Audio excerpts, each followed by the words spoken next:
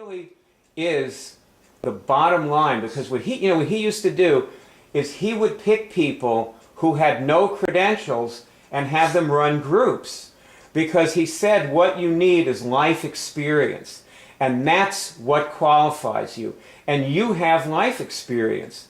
And it's why all these people, they look at you and they say, what she's got, I want. You know, that people have confidence in you. Like, you know, people who aren't like, you know, they don't know you, don't realize like that you probably have 1,000 close friends. Like you're friends with everybody you ever knew still. Like you keep all your friends, you know, now years and years, these people love you. And the other thing is, you were saying the other night, you know, that there were some of these people who I was talking about their defects with you, and you were saying, you know, well, you had to remind yourself how when you fell down, these people picked you up and took care of you.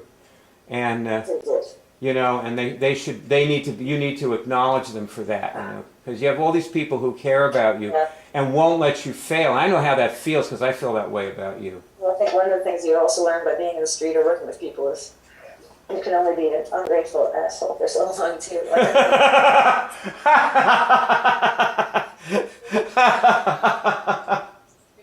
that? That's... the Buddha in the road that they want to kill every time they see him. Oh, boy. Anyway, yeah, thanks for mentioning that, though, because it's just fun to remember that there are people out there. People are good.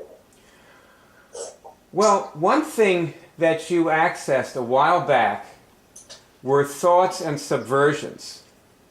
Yes. That were things that were harming you. And I'm wondering what you did with that.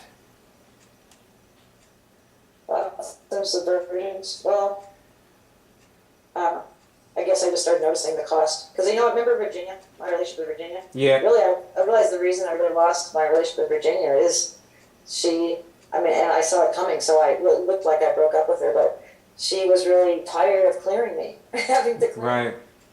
And I had a way of, my mind was operating. It's ironic because this had nothing to do with drugs or anything. I think I got clearer. I worked on myself in whatever way it took, but during that time, I could think of a negative scenario or a negative outcome, or you know, where she was a constant positive person. Talk about the secret. I mean, Virginia could manifest anything and get herself, you know, anything that looked like a fixed situation, she could turn it around. But I would oftentimes, you know, become depressed, or, you know, have a negative idea. Mm-hmm. And so it was fun, and it was cumbersome for her to clear me, I think. And that's the way subversions take. It's like that, fucking things up when they're going well tends to subvert my relationships or my projects and so forth. By distrust, comes out as distrust, I guess. Am I running any subversions now? I think of it as a percent, because I started realizing this place where I just choose to, I still have probably like 15, 16, 17% of this little rot, like kind of doubt, you know.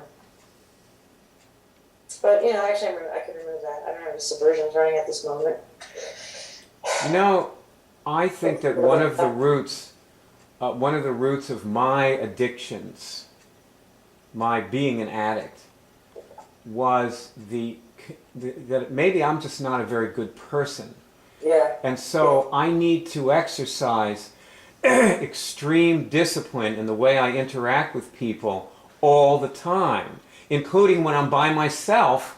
I'm still, in some sense, in relationship with everybody and having thoughts about them, so I still need to be continuously watching myself and understanding where I'm dysfunctional. And so when I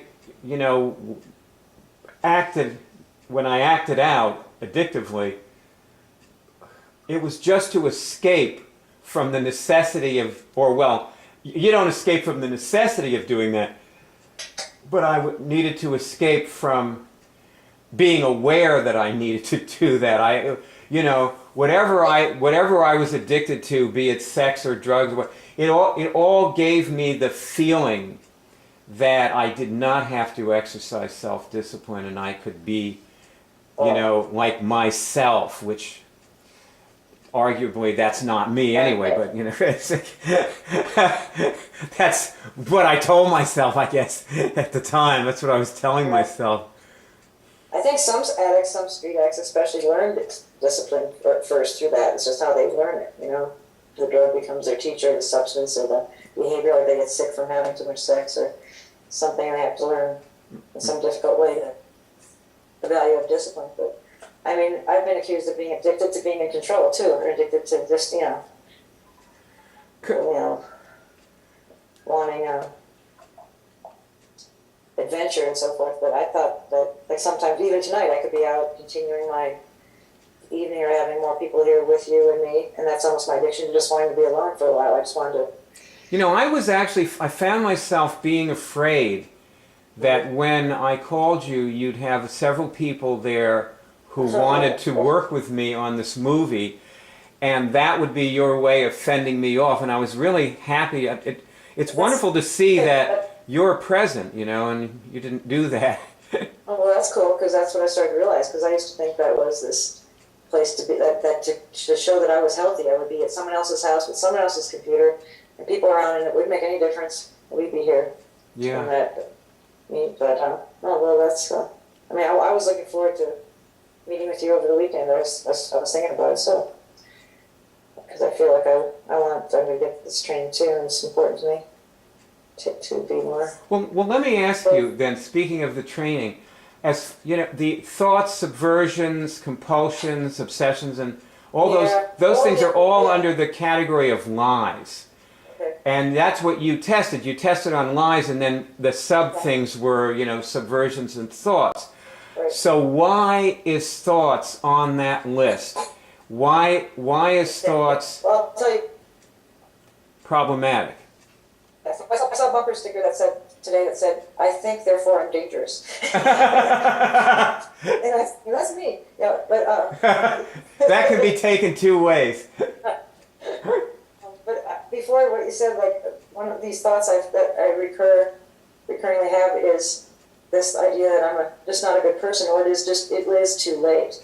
That there are a certain amount of things you can do that you can, you know, massage it out karmically and so forth. But after a while, it's going to take a while to undo some stuff, and that's a thought, and that can translate to particular behaviors and actions too. So, is it a subversive thought? Well, I guess so. And is it a lie? Habits are lies, and that is I don't know, it's a way I control my speed sometimes. But Habits are lies. Yeah. That's another way, a good tip for addicts is break your habit for a second. Well, you know, see, the thing about this is, like, somebody watching this movie who has never felt the change that you feel when you cure something is going to see this as an enormous head trip, you know, as we're talking.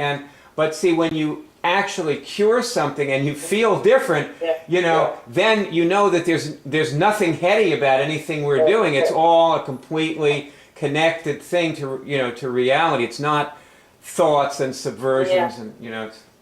And I shouldn't make it sound all that easy too, because I really, you take yourself to the bottom and then you decide, and then you attract who and what you need in order to get well. And I mean, I had a lot of talented people around me, and plus I have a good family, and plus I have, you know, like you said, a tendency to have a lot of friends, but I wasn't even including many of them, and most of them, I just wanted